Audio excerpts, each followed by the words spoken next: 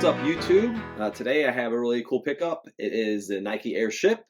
It is in the Summit White, diffused blue, and size 11. These came from my guy Marco, store at Backdoor Bodega out in Italy. So thank you again, Marco. And I really love this pair. I saw them pictures online, and I'm like, these look nice. And in person, I'm gonna tell you guys they are even nicer. I really like the box. Even it's kind of like ivory, and it kind of turns into like an oxidized yellow. You can see it's kind of darker Airship PE on that side, and you can see it's lighter as it gets to the label side. So yeah, really, really cool box. There's a red colorway also I definitely want to grab. And here's the shoe itself. So it came with ivory laces, and it's got Nike hang tag, which is pretty cool. We don't usually see that.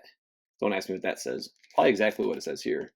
But yeah, talks about the cracks in the leather itself. So that definitely had me really curious. So the red pair is flipped. So you see how the cracking here is all on the leather, but then the leather is on the suede parts on the red pair. So they basically flipped it. So you had suede mostly on the red here on the red one.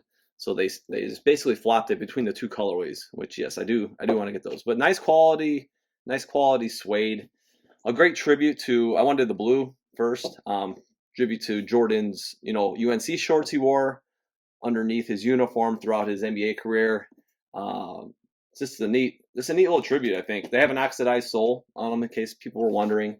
You can see it's nice and kind of reminds me of Vibe Remake Labs shade of yellow compared to here. It's a brand new white on the Band Airship.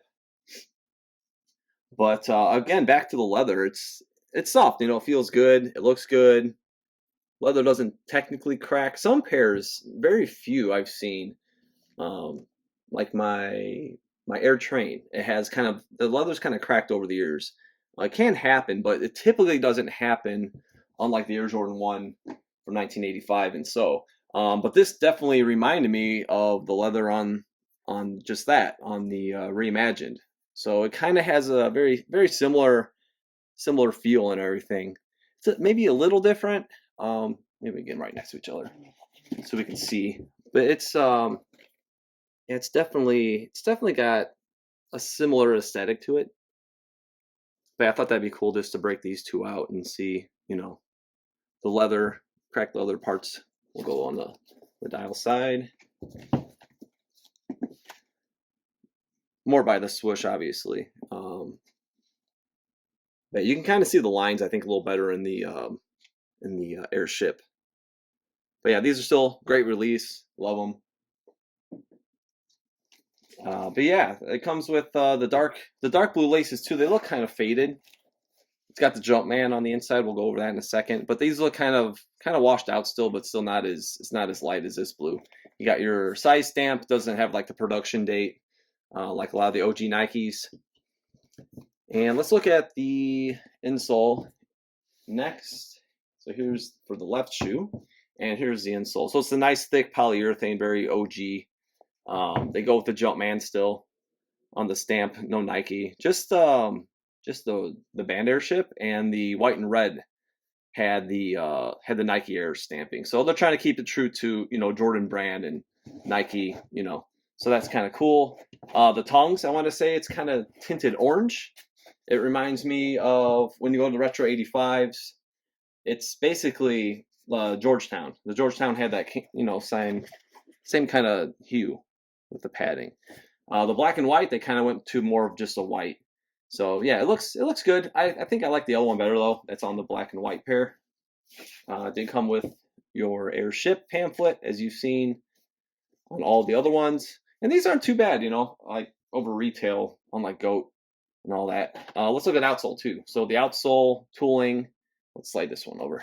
The outsole tooling is kind of oxidized as it was. Just pop in really quick on this one here, the Chicago Reimagined.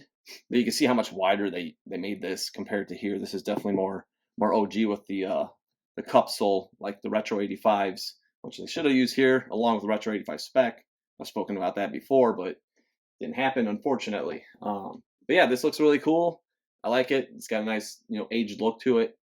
And we're going to drop in this shoe just so you guys have, I know I've gone over it before, but this is like the MJPE specs that he wore with his Airship, the white and red. Because the band Airship, it obviously was like this with the Pro Circuit. You can see it's a different outsole even.